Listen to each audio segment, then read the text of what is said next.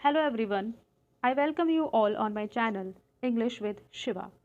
So in this video we will talk about a famous drama, basically a closet drama. तो आज की इस video में हम डिस्कस करेंगे कि क्लोजेट ड्रामा कैसे शुरू हुआ, क्या हिस्ट्री थी, कौन कौन से हमारे इंपॉर्टेंट क्लोजेट ड्रामास हैं, कौन कौन से राइटर्स हैं, क्या रीजंस थे जिन्होंने क्लोजेट ड्रामा को इतना पॉपुलर बना दिया उस टाइम। तो चलिए शुरू करते हैं अपनी आज की इस वीडियो को। सबसे पहले देखते हैं what is closet drama.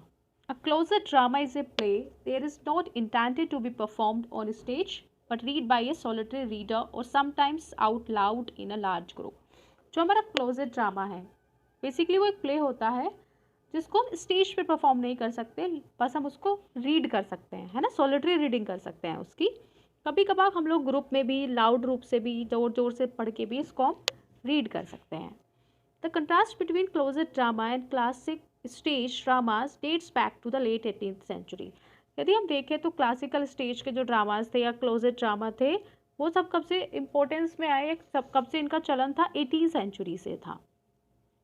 The early historian Henry R. Pierce considers closet drama a quite legitimate product of literary art. देखो ये इंपॉर्टेंट है ना, कई बार नेट पे क्वेश्चन आया है ये कि किसने जो है क्लोजेट ड्रामा को बोला है quite legitimate product of literary art, है ना। तो ये इसका नाम याद रखना, जो हमारा हेनरी ऑफ बियर्स है उसने उसको बोला है क्लोजेट ड्रामा को a quite legitimate product of literary art. तो क्लोजेट ड्रामा क्या होता है, जिसको हम सिर्फ पढ़ सकते हैं, उसको स्टेज पे परफॉर्म नहीं कर सकते। वो इस पॉइंट ऑफ व्यू से लिखा होता है ताकि बस रीडर उसको पढ़ सके और इसको पढ़ के इंजॉय कर सके।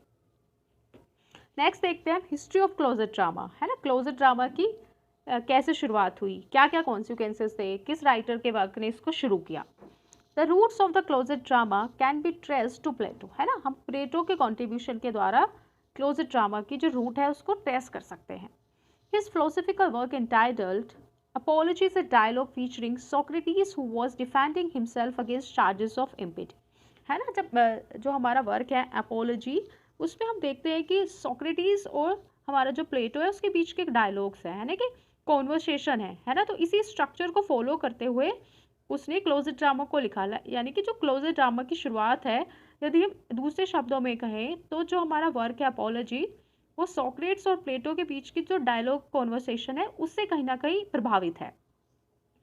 Due to its structure and style, the Apology is often regarded as a dramatic tragedy rather than a strictly philosophical document, है ना। इसको हम ड्रामेटिक ट्रेजेडी ज़्यादा कहना प्रीफर करते हैं स्ट्रिक्टली फिलोसफिकल डॉक्यूमेंट से। नेक्स्ट देखते हैं हम, in the 1600s there was a major upheaval in England's literary and performance world. देखो हम सबको पता है कि जो हमारे थिएटर थे उसको शट डाउन किया गया था, उस समय के बाद उनको स्टार्ट किया गया था। तो ये उस समय की ही बात कर रहे हैं ना, कि जब लिटरेरी परफॉर्मेंस ऑन स्टेज बंद कर दिए गए थे।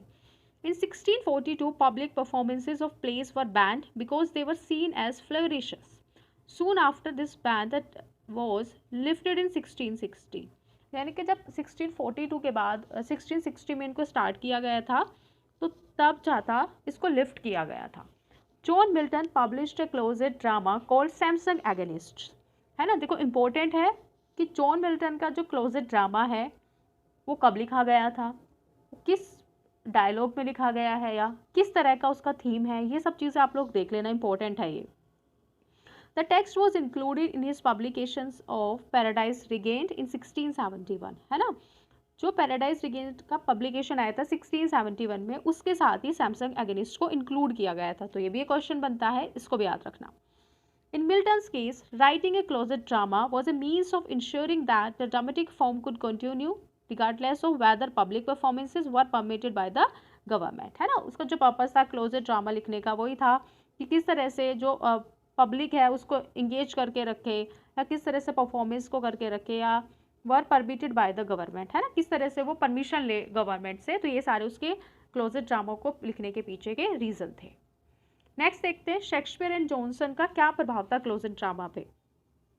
Between 1642 and 1660 the English government ban public performances. During the time play reading became a substitute for play going, है ना। लोगों ने सब्सटीट्यूशन के रूप में किसको अपना लिया था, प्ले रीडिंग को, है ना। प्ले गोइंग के रूप में वो प्ले रीडिंग को प्रेफरेंस दे रहे थे।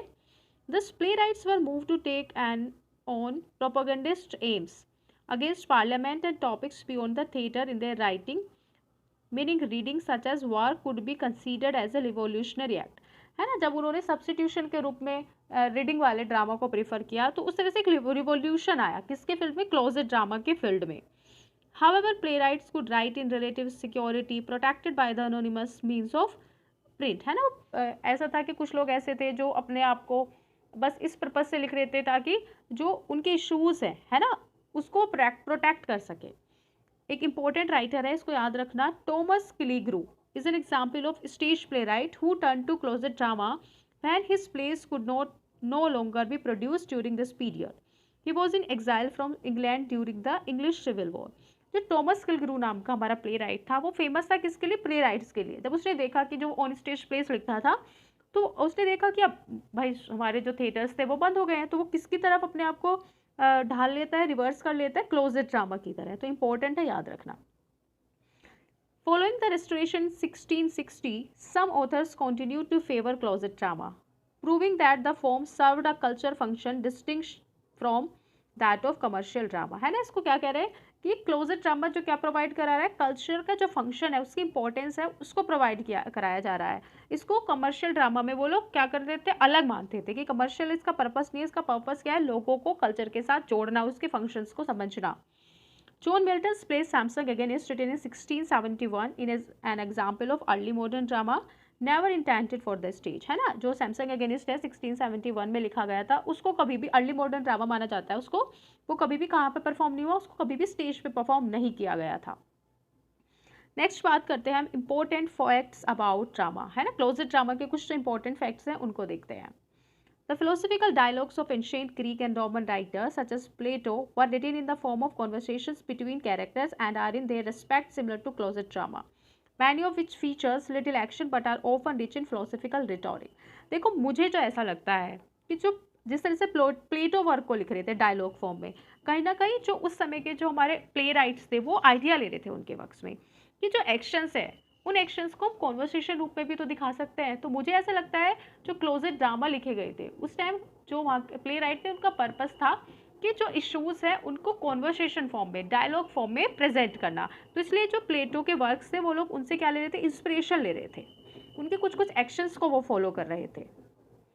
Beginning with Frederick von Schlegel, many have argued that the tragedies of Seneca the Younger in the 1st century AD were written to be recited at small parties rather than performed. देखो यहाँ पे भी हम inspiration देख रहे हैं. जो Frederick von Seagull है वो क्या कह रहा है कि जो ट्रेजेडी ऑफ सेनेका है वो किस पर्पज से लिखी गई थी, सिर्फ वो रिसाइटेड के पर्पज से लिखी गई थी कि आप उसको स्मॉल पार्ट्स में क्या कर सके, सिर्फ उसको पढ़ सके. Although that theory has become widely pervasive in the history of theatre, there is no evidence to support the contention that Seneca's play were intended to be read or recited or small gatherings of the wealthy. मतलब ये है ना assumptions है, history is all about assumptions. है ना, कुछ writer मान रहे हैं कि जो सेनेका थी, जो ट्रेजेडी थी सेनेका, वो किस पर्पज से लिखी गई थी, बस परफॉर्मेंस के पॉइंट ऑफ व्यू से लिखी गई थी, है ना कि उसको हम लोग रीड कर सके. बस रीड वाला जो परफॉर्मेंस होता है ना उस पॉइंट ऑफ व्यू से, ना कि on stage point of view से. तो क्लोजेट जो ड्रामा था कहीं ना कहीं उससे इंस्पायर्ड था, ऐसा यहाँ पे लोग मान रहे हैं. The Emperor Nero, a pupil of Seneca, may have performed in some of the drama of the Middle Ages was of the closet drama type, such as the drama of Hiroshima of Gandershim and the debate poems in quasi-dramatic form. Middle ages की बात कर रहे हैं कि middle ages में भी हम कुछ जो क्लोजेट ड्रामा थे उनको पाते थे, कुछ ड्रामास जो होते जिनके इन्होंने नाम दिए हैं, कुछ पॉम्स में भी हम इस तरह के हम ग्लिम्सेस पाते हैं. अब देखो इंपॉर्टेंट क्वेश्चन है, किसको क्लोजेट ड्रामा का फादर माना जाता है. तो बेसिकली फादर माना जाता है जॉन मिल्टन को. उसका जो कंट्रीब्यूशन था सैमसंग एगेनिस्ट, उसके इस वर्क के कारण ही, उसके इस इनिशिएटिव के कारण ही उसको क्लोजेट ड्रामा का फादर माना जाता है. तो ये इंपॉर्टेंट क्वेश्चन है हर एग्जाम्स के पॉइंट ऑफ व्यू से, तो इसको याद करना. अब इम्पोर्टेंट कुछ हम क्लोजेट ड्रामा की बात करते हैं जिसमें हमारे इंपॉर्टेंट है जैसे जॉन वुल्फगैंग वॉन गोथे का first part 1 and part 2, Lord Byron का मैनफ्रेड 1817 में लिखा गया है, जो पर्सी बशे सैले का 1819 द सेंसी लिखा गया है, रॉबर्ट ब्रायन का स्ट्रेटफोर्ड जो कब लिखा गया है 1837 में. ये था एक छोटी सी समझने के पॉइंट ऑफ व्यू से कैसे कैसे क्लोजेट ड्रामा की बिगनिंग हुई. तो मेन रीज़न यदि हम देखें तो वो था जब थिएटर को शट डाउन किया जा रहा था, है ना, तो उस टाइम राइटर के पास ऑप्शन कुछ नहीं बचा था, तो उन्होंने सोचा क्यों ना एक ऐसा ड्रामे को तैयार किया जाए जिससे लोग अपने आप को अकेले में रीडिंग करने के रूप से अपने आप को इंजॉय करें। तो this is all about closet drama. I hope you have enjoyed the video. Thank you for watching. Like, share and subscribe my channel. Have a nice day.